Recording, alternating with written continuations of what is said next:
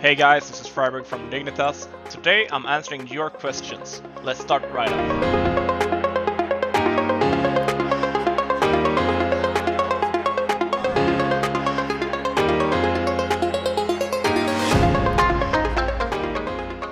I think one favorite round for me is definitely the one against Hellraisers on Dust 2. This is back in 2014, I think it was, DreamHack Summer.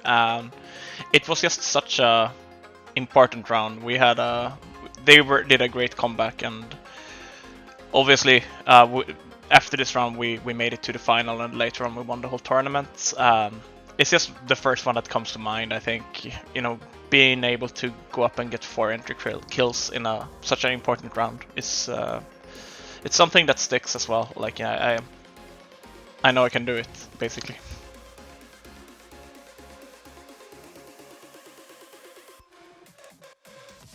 I do have a spare account, but I barely use it. I play mainly on my main account, and the way I warm up before a game is in a way it differs, but at the same time it doesn't really. It depends on if we're on LAN or at home. But I play a lot of aimbots. I play basically as a map called YPrac. It's the same as aim labs, and also playing some deathmatch, both rifle and then some pistols as well. Trying to get as much individual warm-up as possible, but yeah, both against bots, both shooting like dots, bots, and deathmatch.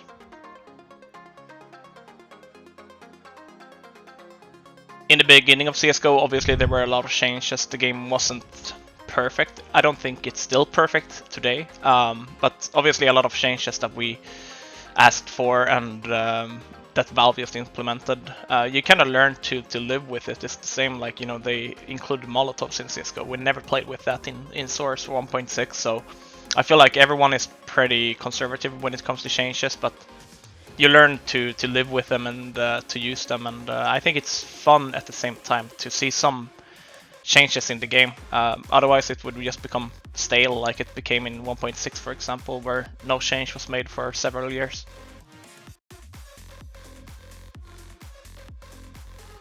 I like watching Gambit play. I feel like they have a very good idea on how the game is being played, which information you give to the opponent, what information you want to give to the opponent. So I feel like they are very good at, you know, rotating around the map and making rounds winnable, even though they might be in a disadvantage by fooling the other team with information and stuff like that. So they are definitely one of the teams I watch a lot of when they play. I actually did a video about that round. You can find it in the description. Peta added to the description below. But yeah, shortly, what I said was basically I was afraid of shooting. I was really bad with the C set back then. I just used it because it was very overpowered. And then when I saw the people cross and they didn't clear me, I checked the time and saw basically all I have to do here is to try to kill the bomb planter, and we will win the round. So I did.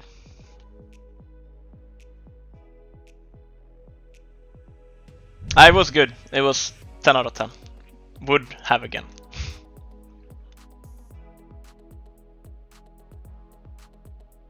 I definitely think it affects your stats, because you put yourself more in a position where you support your team.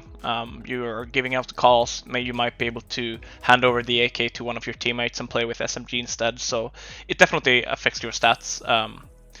But I also think it is important to have someone to be like a team player, a supportive player in the team. You probably wouldn't have a super good team working with just 5 stars. So it's necessary to have a player like that in the team.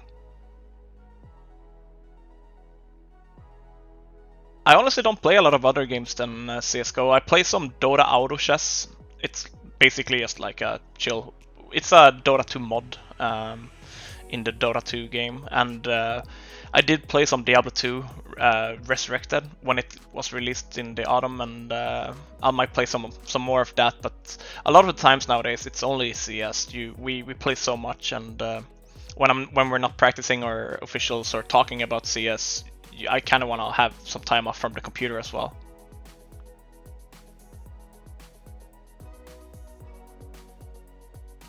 I think one of the maps that became worse is Dust 2. I feel like the old Dust 2, I don't know what it was, but I liked it a little bit more. They obviously didn't do massive changes. Now they've done the change, but like even before that, I think the Dust 2 change was more cosmetical. I liked the old colors and things on the map more, I think. And yes, I also do miss the Friberger. It was very good.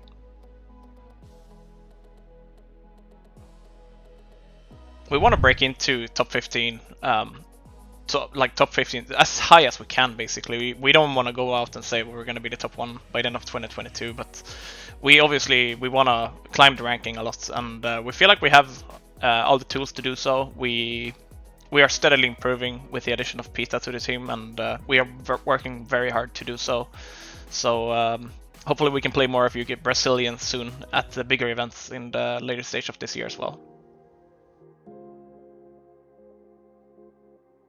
Good question. Auto snipers seem to be very BM back in the days. I remember, like, it still kind of is. I don't know. Like, if you get killed by an auto sniper, it feels like, you know, oh, they're BMing you.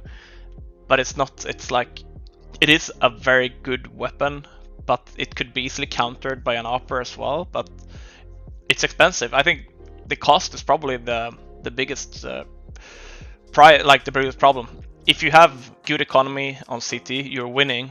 So then you don't want to, you know, change up probably what you're doing, and it's very map specific as well. So there are several reasons, but it is underused for sure. It could definitely be X factor in many rounds and maps.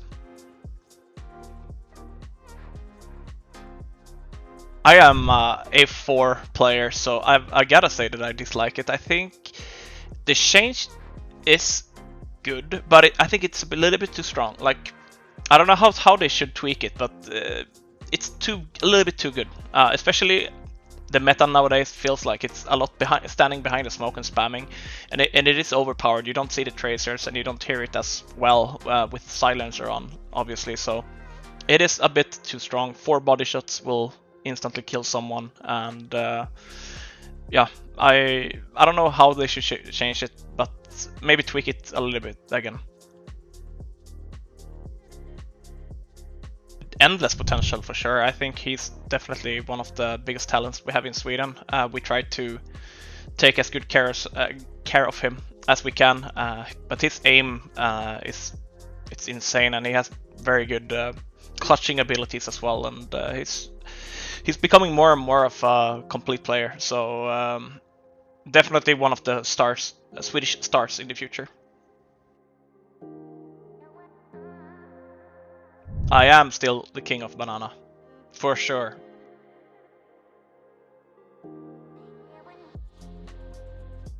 I'll face off Forest in Surf. I've won against him before, but I think he's been doing it a little bit more than me as of late, and he might have the upper hand. But I'll do my best, and I do know how to surf, so it's a lot about like which map and so forth. So I'm down. Let's go Forest. For 18 plus only. Göteborgs Rapé. My cat's name is Skeppis. He is what you call Skeppscat, and he has a defect. He has one or too many claws on his toes, or I don't know the English word for it. But it was basically, if you have that, you're called a Skeppscat in Swedish. So it became Skeppis, which was very cute, and we didn't know what gender he was when we got him. Either he was very young, so we took one which could work for both a male and a female cat. So it turned out great, and we love our little cat.